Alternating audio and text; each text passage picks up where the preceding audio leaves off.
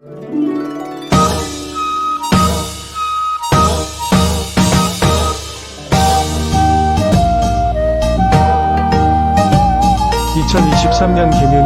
개묘년 시작을 더국원 운수학원 역사특강으로 전범위 한국사를 통해 내신과 한능검 시험까지 2마리의 토끼를 다 잡으세요.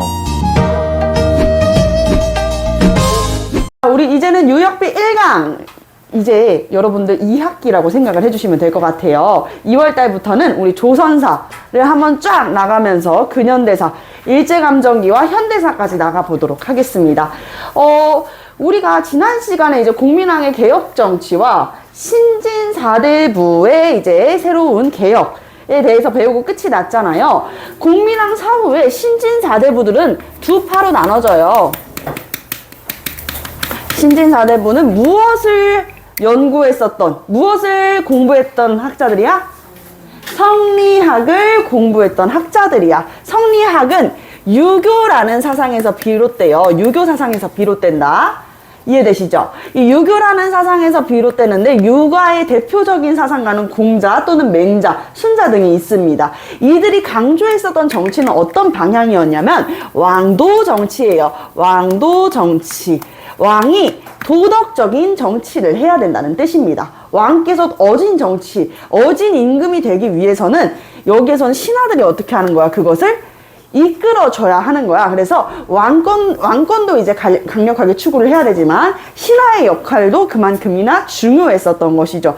특히나 새로운 나라를 개창하는 조선을 건국하는 데에 가장 크게 기여했었던 조선 건국의 1등 공신이었던 정도전은 이렇게 이야기를 했습니다. 신하의 권한이 더 강한 신권 정치를 추구해야 된다라고 이야기를 했었던 것이었죠. 왕께서는 어진 임금이 될 수 있도록 때로는 왕을 채찍질하고, 물론 직접 때리면 안 됩니다. 큰일 납니다. 왕을 이제 채찍질하고 가르칠 수 있는 그런 신하가 되어야 된다라고 이야기를 했던 것이죠. 자, 어쨌든 이 신진사대부 두 가지 파가 나눠집니다. 근데 선생님, 신진사대부가 혁명파 신진사대부, 즉 급진파 신진사대부와 그리고 온건파 신진사대부로 나눠진다고 알고 있는데 결국에는 새로운 나라를 개창해야 된다? 고려의 신하인 신진사대부가 새로운 나라를 여는 거는 그거는요 뭐야? 사실상 반역이잖아. 반역. 그쵸?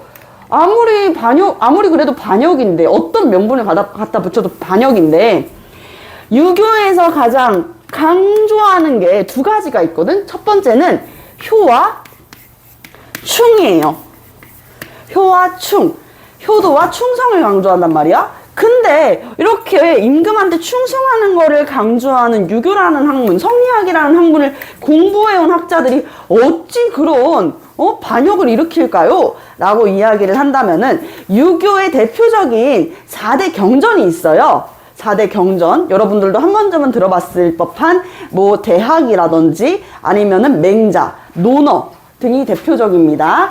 그러면 이 충성을 강조해야 되는데 불구하고 성리학을 공부했었던 사람들은 4대 경전, 4서 중에 하나인 맹자의 방벌이라는 이론을 이야기합니다.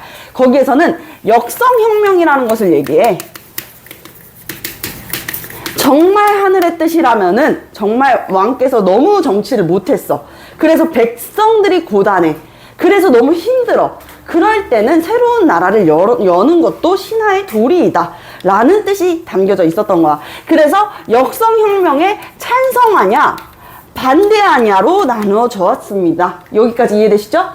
역성혁명에 찬성하면은 당연히 이거는 뭐야? 그렇지, 혁명파, 급진파 신진사대부가 되는 것이고요. 혁명파 신진사대부가 되는 것이고, 반은 뭐야? 반대하면은 온건파 신진사대부가 되는 것이죠. 온건파 신진사대부. 혁명파는 그래, 지금 임금이 백성들을 너무 힘들게 하고 나라가 나라답지 못하니 신하와 백성 모두가 지금 빈곤에 허덕이고 있잖아요. 그러니 새로운 나라를 개창해야 된다 라고 이야기를 했던 거예요. 이해되시죠? 자, 그리고 온건파는 아니 그래도 우리는 어디의 신하이다? 고려의 신하이다. 어디 고려의 신하가 자신의 나라 자국을 버리고 새로운 나라를 개창하는 데 힘을 쏟겠냐? 고려라는 나라는 그대로 두고 체제만 바꿔보자. 라고 이야기를 한 게 온건파 신진사대부가 되겠습니다. 자, 대표적인 인물 혁명파에 누구 있었다 그랬죠? 오늘 시험에도 나왔네요. 네, 정도전이 대표적인 인물이고요. 그쵸? 그리고 온건파는요, 정몽주가 대표적인 인물이었습니다. 여기까지 이해되셨죠? 자, 그러다가 이 정도전은 자신의 개국 파트너로 누구를 딱 점 찍었어? 그렇지, 힘이 강한, 원래 이렇게 머리를 쓰는 사람이 있으면 옆에는 항상 휘두를 수 있는 뭐가 있어야 돼? 칼이 있어야 되잖아요. 그래서 새롭게 떠오르는 왜구들의 침입을 막아내면서 떠오르는 이 신흥무인 세력계의 샛별, 이성계를 개국 파트너로 딱 같이 힘을 합치게 되는 것이죠. 그래서 이때 당시에는 신흥 무인 세력이었던 이성계와 함께 힘을 합치고 새로운 나라를 개창하게 된다. 여기까지 이해되시죠? 자, 그리고 이 두 사람은 결국에는 역성혁명에 성공합니다.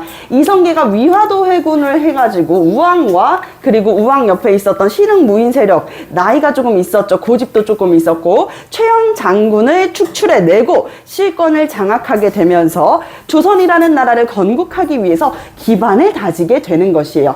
여기까지 오케이 이해되셨다면은 옆으로 조금 넘겨가지고 볼게요. 새로운 나라를 건국하게 되는 거야. 그러면 여기는 개국공신들이 되는 것이겠죠. 나라를 개국하는 것이니까 개국공신이 되는 거고, 정몽주는 이성계, 신흥무인 세력이었던 이성계의 5번째 아들이었었던 이방원에 의해서 제거당하고 맙니다. 왜 제거된다 그랬어? 이방원은 이미 충분히 나랑 같이 새로운 나라를 개창해 볼래? 라고 이야기를 했었어. 제의를 했었지. 무엇을 통해 가지고? 하여가를 통해 가지고 제의를 했었어요. 이런 들었다하며 저런 들었다하리. 야, 조선이면 어때? 고려면 어때? 라고 하는 이 회유책을 보냈었단 말이야. 근데 그 시를 읽은 우리들의 온건파 신진사대부 정몽주는요, 뭐라 그랬어요? 아니, 내 마음은 일편단심이요 하는 단신가를 보냄으로써 거절하게 됩니다. 이 몸이 죽고 죽어 100번 고쳐 죽어. 백골이 진토되어 넋이라도 있고 없고 나는 죽었다 깨도 고려의 신하이지 조선의 신하는 되지 않겠다 라고 딱 못 박아놓은 거야. 그러니까 어떻게 돼?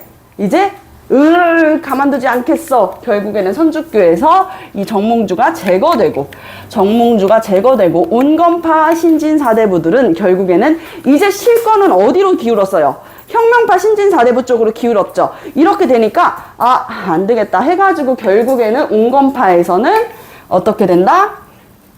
낙향하게 된다라고 이야기를 했어요. 낙향하게 된다. 시골에 들어가서 살 수밖에 없었다. 향촌 사회에 시골에 들어가서 살 수밖에 없었다. 우리가 이거를 한자 그대로 써가지고 선비사에 숲을 림자를 써가지고 사림이라고 합니다. 선비사에 숲을 림자를 써가지고 사림 세력이 되는 것입니다. 이해되시죠? 자, 시험 문제에 잘 나오는 파트를 말씀드릴게요. 우리는 조선사 같은 경우에는요, 우리 이제 다음 시간에 목요일 날에 전범위 지금까지 배웠었던 거 딱 중간평가 한다 그랬었잖아. 범위 이제 선사시대부터. 그리고 그것과 별개로 조선사는 500년 역사를 반으로 나눌 거예요. 조선 전기의 시험 한번 보고 조선 후기에 한번 시험을 볼 거란 말이야. 조선 전기, 여러분들 이제 중학생 친구들은 무조건, 이제 중학생 친구들 한국사가 이제 1학기 때 배우는 친구들은 무조건 시험 범위 안에 들어가는 파트일 수도 있어요. 뭐냐면 조선이 어떻게 건국됐는지 시기별로 나누는 문제는 무조건 시험 문제 1타거든? 그렇죠. 이분이 이제 경험자시니까 그런 문제는 1타입니다. 그래서 공민왕이 피살되고 그리고 나서 우왕이 즉위했었죠. 그리고 우왕 때 이제 원명 교체기에서 명나라가 이 중국 영토를 싹 장악했었어. 홍건적 출신이었었던 주원장이 명나라를 세웠었잖아. 그러니까 조선, 고려 이렇게 얘기를 하는 거야. 야, 고려야, 너네들이 가지고 있었던 원래 원나라 영토였던 쌍성총관부 천령 이북의 땅을 내놔 라고 얘기하니까 우리가 뭔 소리야, 이거 원래 우리 땅이야 라고 얘기하니까, 아니 그거 원래 원나라 땅이었잖아. 근데 지금 원나라는 물러가고 이 중국의 지배자가 명나라가 되었으니 우리한테 천령 이북의 땅을 내놔 라고 얘기하니까 아유 그럴 수는 없지. 자 그럼 우리 요동정벌을 가자 라고 했을 때 요동정벌에 출전했었던 이성계가 군대를 돌려요. 위화도 회군을 하게 된다. 그리고 나서 위화도에서 의주보다 위에 있는 위화도에서 군대를 싹 돌려가지고 우왕과 최영을 축출해내잖아. 여기까지 이해되시죠? 자 축출을 해낸 다음에 또 어떻게 했어요? 낸 다음에 실권을 장악하는 거야. 근데 이때 당시에 검문세족들, 친원파 검문세족들이 불법적으로 축적해 왔었던 대토지들 있잖아. 그거를 빼앗아야지 새로운 나라를 세울 수 있는 경제적인 기반이 되지 않겠어요? 당연한 얘기겠죠. 지금 새로운 나라를 세울 거야. 새로운 나라 뚝딱 이렇게 세울 수 없거든. 경제적인 기반이 필요하거든. 나라를 건국하는데 도움을 준 공신들한테는요, 어느 정도 우리가 혜택도 줘야 되는 거야. 근데 그냥 혜택 말로만 줄 수는 없겠죠. 선생님이 여러분들한테 야 얘들아 이거 뭐야 맞춰봐. 맞추는 사람 소정의 혜택 이렇게 얘기를 했는데 아무것도 안 하면은 여러분들 기분이 나쁠 거 아니에요. 그죠? 그러니까 뭐라도 줘야 돼. 무엇을? 토지를 줘야 되는 거야. 그래서 검문세족들의 토지를 빼앗습니다. 우리가 이것을 과전법이라고 해요. 과전법이 실시됐다. 과전법을 실시해가지고 검문세족들이 불법적으로 축적했었던 이 토지들을 다시 툭툭 쳐가지고 어떻게 하는 거야? 우액 하고 토해내게 하는 것이죠. 자, 이렇게 과전법을 실시해가지고 조선 건국의 경제적인 기반을 마련합니다. 조선 건국의 경제적인 기반을 마련한 다음에 경제적 기반은 오케이가 됐네요. 그리고 나서 이제 조선을 건국하게 되는 것이에요. 조선 건국한 다음에 약 이제 시간이 조금 2년 정도 지났을 때, 1년 6개월 정도 지났을 때 이제 수도를 천도합니다. 한양으로 수도를 천도하게 돼요. 요 순서는 무조건인데 연도를 그냥 차라리 쉽게 여러분들 이해하기 쉽게 알려드릴게요. 과전법이 실시됐었던 연도는 1391년입니다. 조선 건국은요, 여러분들 임진왜란이 언제 일어난 줄 알아요? 1592년 1592로 외우고 있는 친구들이 많죠. 1592 있다. 1592 이렇게 외우는 친구들이 많은데 1592 1592년에서 딱 200년만 빼보세요. 몇 년이야? 1392년이죠. 맞습니다. 임진왜란으로부터 딱 200년 전에 조선이 건국됩니다. 1392년에 조선이 건국됩니다. 너무나도 상식이에요. 너무나도 상식. 자, 그리고 조선이 건국된 다음에는요, 이때는 이제 딱 2년 뒤에 1394년에 이제 수도가 한양으로 천도가 되는 것이죠. 수도가 한양으로 천도된다. 여기까지 이제 적어 주시면은 되겠습니다. 자, 그러면 이제 수도가 천도됐다까지 이제 이야기를 했잖아요.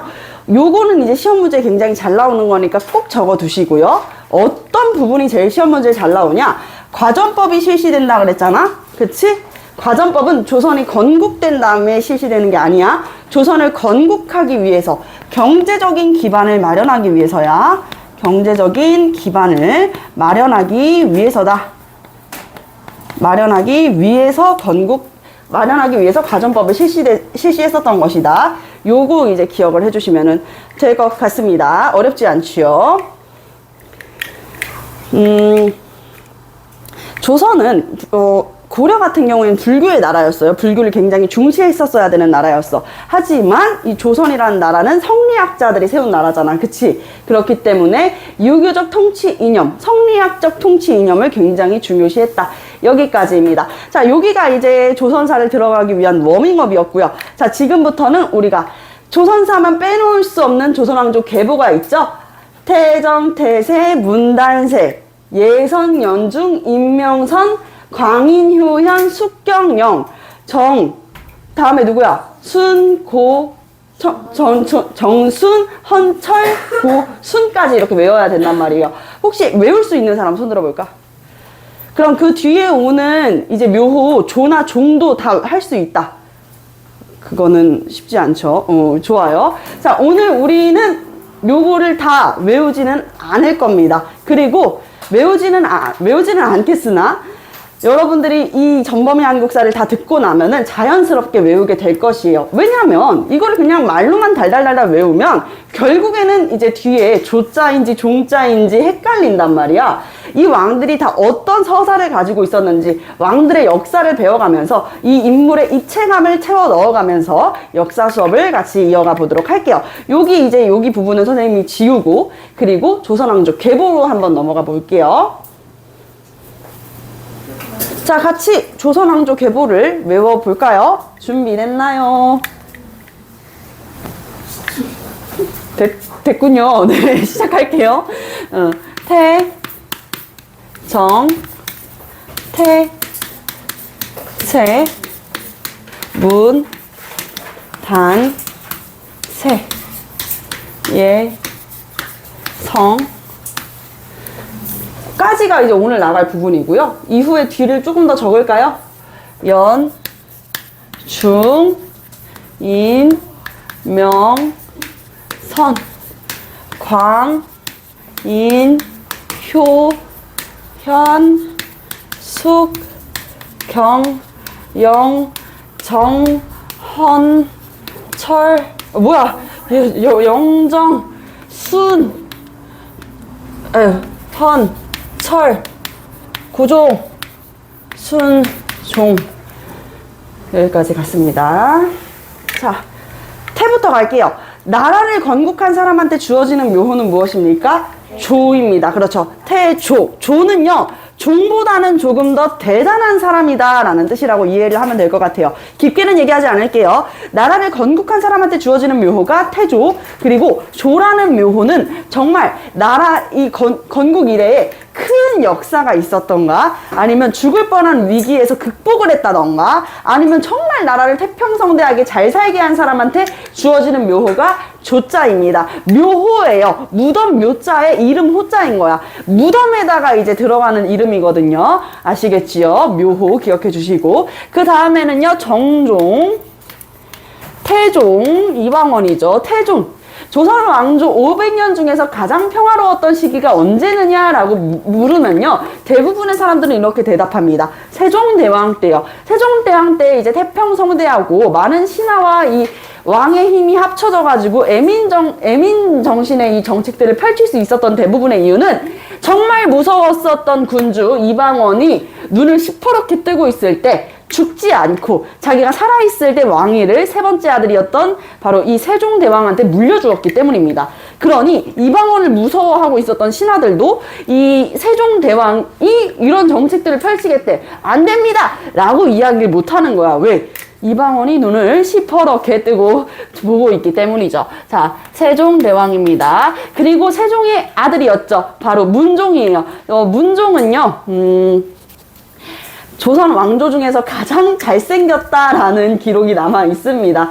가장 잘생겼을 것이다 라고 이야기를 하고, 문종은 조금 안타깝게 아내복이 많이 없었어요. 아내복이 없었고, 또한 문종이 관심 있는 게 딱 하나 있었는데 그게 무엇이었냐면 기후야, 기후. 계절에 이 날씨에 관심이 굉장히 많았어. 특히나 조선시대는 농경사회이다 보니까 기후에 직접적인 영향을 받잖아요. 농사 지을 때 제일 필요한 게 뭐야? 물이잖아. 그렇다고 물이 너무 많으면 홍수가 나고, 그러면은 작물들이 제대로 자랄 수가 없겠죠.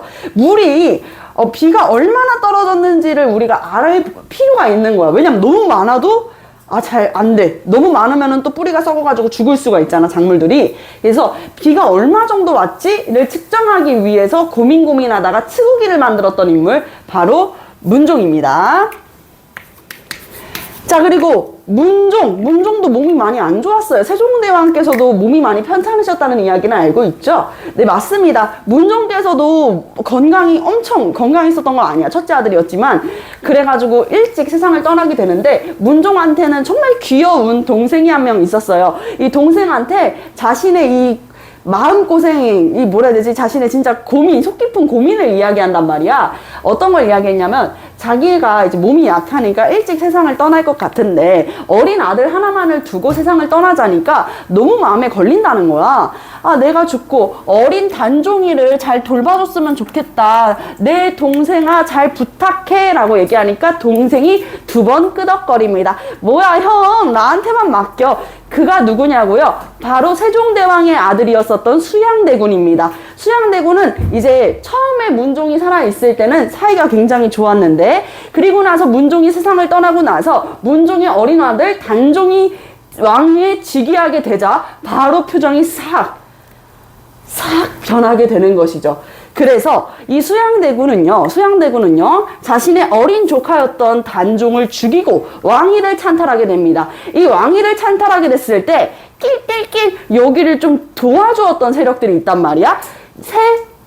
세조를 왕위에 앉히기 위해서 이제 힘을 합쳤던 세력들, 훈구 세력이라고 해요. 훈구 세력들은 왕실과 외척 관계, 외척이라는 것은 외가 친척 관계를 맺는 거야. 외가 친척 관계를 맺어가지고 점점 이 정계, 왕실에 대한 입지를 쌓아 올려가던 일부 가문들이에요. 대표적으로는요, 이 압구정을 만든 사람이죠. 한명회라는 인물이 있습니다. 회할 때 회자예요. 한명회라는 인물이 있어요. 이 한명회와 세조가 단종을 축출해내고 왕위에 찬탈하는 요 훈구 세력들의 기반을 다졌다라고 이해를 해보시면 될 것 같습니다. 자, 이때부터는요, 중앙 정계를 훈구 세력들이 장악을 해버려요. 그래서 신진 사대부 출신이었었던 성리학자 일부 이 관리들도 이거 어떡하냐. 목숨을 이제 끊는 사람들도 있었고, 목숨을 스스로 끊다기보다는 나는 당신을 왕으로 모실 수 없다. 세조한테 끝까지 저항하다가 이제 결국엔 죽을 수밖에 없었던 사람들도 있었고, 처음에는 안 돼. 세조 이러면 안 돼요. 수양대군 이러면 안 됩니다. 했다가 수양대군이 왕위에 오르자마자 난 수양대군 편. 이렇게 자기의 마음을 너무 간사하게 막 바꿔버렸었던, 어떻게 보면은 우리가 절대적으로 군주, 왕한테 지켜야 되는 무엇이 있어? 충성이 있잖아요. 이 충성, 절개를 바꾸었다라고 이야기해서 기로나 나가요, 뒤로. 네, 충성을 바꾸었다라 그래서 변절자라고 이야기를 하거든. 대표적인 인물이 누구였는 줄 알아요? 여기서 문제입니다. 대표적인 인물 누구였을까요? 이 세조한테 처음에는 이 세조가 정권을 장악하는 것에 대해 가지고는 엄청나게 반발했었다가 세조가 왕에 즉위하자마자 바로 세조 편으로 붙었었던 이 변절자 땡땡땡 누굴까요? 아는 친구들이 있는 것 같은데 여러분들 오늘부터 이제 재미있는 퀴즈를 하나 배워갈 수가 있겠습니다. 여름에 가장 빨리 쉬어버리는 나물이 뭔지 아세요? 네, 숙주나물입니다. 숙주나물은요, 여름에 조금만 더워도 그냥 맛이 가버려. 먹을 수가 없어. 상해버린단 말이야. 근데 이 숙주나물의 이름이 바로 이때 붙게 됐다는 것이죠. 이 변절자의 이름은 바로 신숙주입니다. 처음에는 이 신숙주는 안 됩니다. 세조에 대해서 약간 반대하는 입장이었다가 세조가 왕위에 앉자마자 이제 어떻게 되는 거야? 바로 세조 편을 들게 된단 말이에요. 강력한 왕권을 추구하면서 바로 세조 편을 들어버려. 그래서 그의 변절된 모습에 사람들은 여름날에 그냥 이도저도 없이 지주도 없이 그냥 푹푹 쉬어버리는, 맛이 그냥 제멋대로 오락가락하는 이 나물의 이름을 숙주나물이라고 붙이게 되었습니다. 매우 재밌네요. 그죠? 자, 그리고 이제 예종이 왕위에 오르게 되고, 예종 다음에는요, 이 사람의 롤모델은 누구였냐면, 이 사람의 롤모델은 바로 이분이었어요. 세종대왕이었습니다. 자기도 애민정신을 바탕으로 정말 왕도 정치를 추구하면서 왕도 도덕적일 수 있게끔